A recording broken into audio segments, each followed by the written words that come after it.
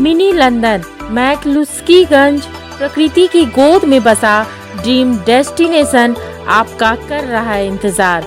आइए अपने यादगार लम्हों को बिताइए ड्रीम डेस्टिनेशन में। राजधानी रांची से महज 50 किलोमीटर दूर आपका अपना ड्रीम डेस्टिनेशन। झारखंड हिंदी साहित्य संस्कृति मंच की ओर से तुलसी जयंती का आयोजन कर महान संत तुलसीदास की जीवनी से लोगों को रूबरू कराने का प्रयास किया गया। तुलसीदास का महत्व व्यक्तित्व न केवल लोगों को प्रेरित करता है बल्कि जीवन के मायने भी समझने का प्रयास करता है। युग पुरोधा महान संत तुलसीदास की जयंती का अवसर हो और झारखंड हिंदी साहित्य संस्कृति की ओर से उनका कोई आयोजन न किया जाए, ऐसा हो नहीं सकता है। राजधानी रांची के लालपुर में एक निजी होटल के सभागार में झारखंड की प्रसिद्ध साहित्यिक संस्था झारखंड हिंदी साहित्य संस्कृति मंच की ओर से भारत के युग पुरोधा और महान संत तुलसीदास की जयंती मनाई गई। इस मौके पर मंच के साहित्यकारों ने तुलसीदास के व्यक्तित्व, कृतित्व और उनकी महान समन्वयवादी दृष्टिकोण पर विस्तार से चर्चा की। मंच के उपाध्यक्ष निरंजन प्रसाद ने वर्तमान परिप्रेक्ष्य में रामचरितमानस की प्रासंगिकता पर भी प्रकाश डाला। चंद्रिका ठाकुर ने अपनी कविता के माध्यम से तुलसीदास के सामाजिक अवदानों को रेखांकित करते हुए उनके जीवनी पर प्रकाश डालने का प्रयास किया है।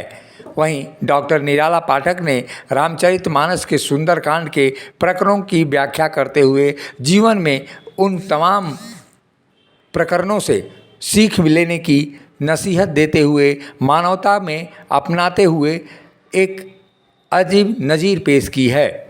नमन्य महाकवि तुलसीदास जी किसी परिचय के मोहताज तो हैं नहीं। उन्होंने घर घर में राम को स्थापित कर दिया, जन मन में स्थापित कर दिया। और वे ऐसे कवि हैं जो देश में ही नहीं विदेश में भी लोगों के हृदय में बसने लगे। तो ऐसे कवि को मान्यता देने के लिए पूरे देश विदेश में आज तुलसीदास की जयंती पर, उनके जन्म दिवस पे देश विदेश में सभी लोग उनका जन्म दिवस धूमधाम से मना रहे हैं। साहित्य संस्कृति मंच भी जो रांची में उसकी एक शाखा है वह रजिस्टर्ड है और वह भी यहाँ पे तुलसीदास जयंती मनाने को उपस्थित हुए हैं उसके सदस्यगण। और तुलसीदास जी की प्रासंगिकता अभी तक है।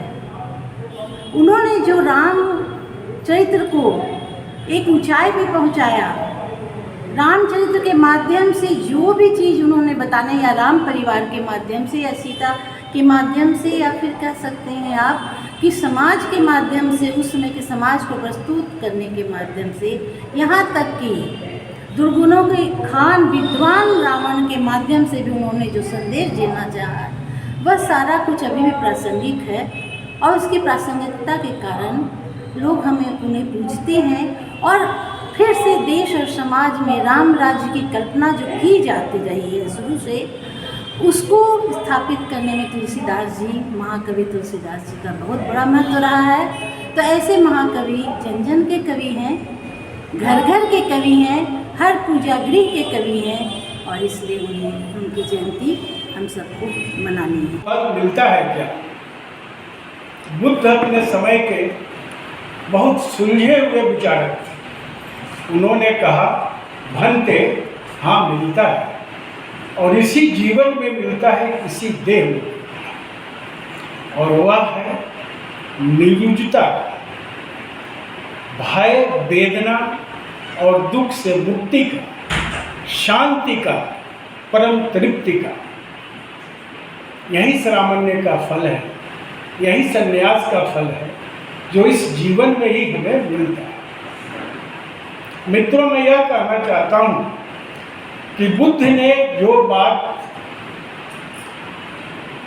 संन्यास या सामान्य के संदर्भ में कही, वह बात 100% तुलसीदास के साहित्य पर लगी।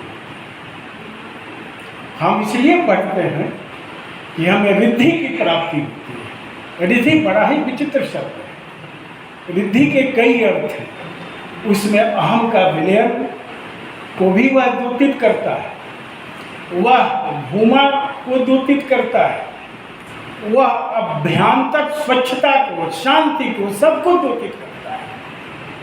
तो भौतिक उपलब्धि तो नहीं, लेकिन यदि आप अभ्यंतर की शांति चाहते हैं, यदि आप निरुचता चाहते हैं, यदि आप भूमा चाहते हैं, यदि अहम का विलयन चाहते हैं, यदि आप विस्तार चाहते हैं, तो आपको तुलसी साहित्य को पढ़ना होगा और विशेषकर रामचरितमानस को पढ़ना होगा। अब दूसरा प्रश्न यह उठता है कि उसकी प्रासंगिकता क्या है। मित्रों, आप सभी जानते हैं रामचरितमानस की मूल थीसिस है भक्ति।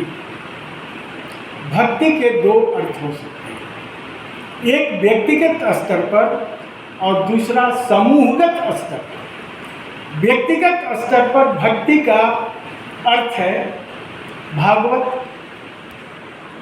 साहित्यकारों ने तुलसीदास को जहां भारत के एक महान विभूति की संज्ञा दी है, वहीं इस अवसर पर तुलसीदास से संबंधित रचनाओं का पाठ भी कवियों की ओर से किया गया। इस कार्यक्रम में दूर दराज से भी लोग आए हुए थे।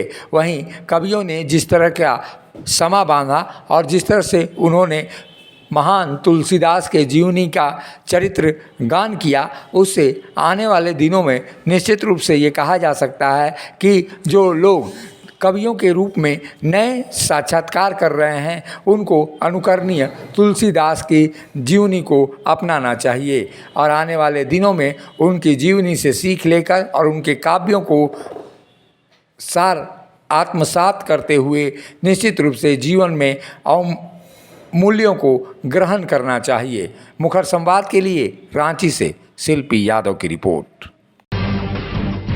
जब टूटती है आस, जब थकती है सांस, जब रूठते हैं अपने, मुंह मोड़ता है जमाना, जब अंगड़ाई लेता है संकल्प, फिर बनती है कहानी, बनते हैं अनमिट निशान।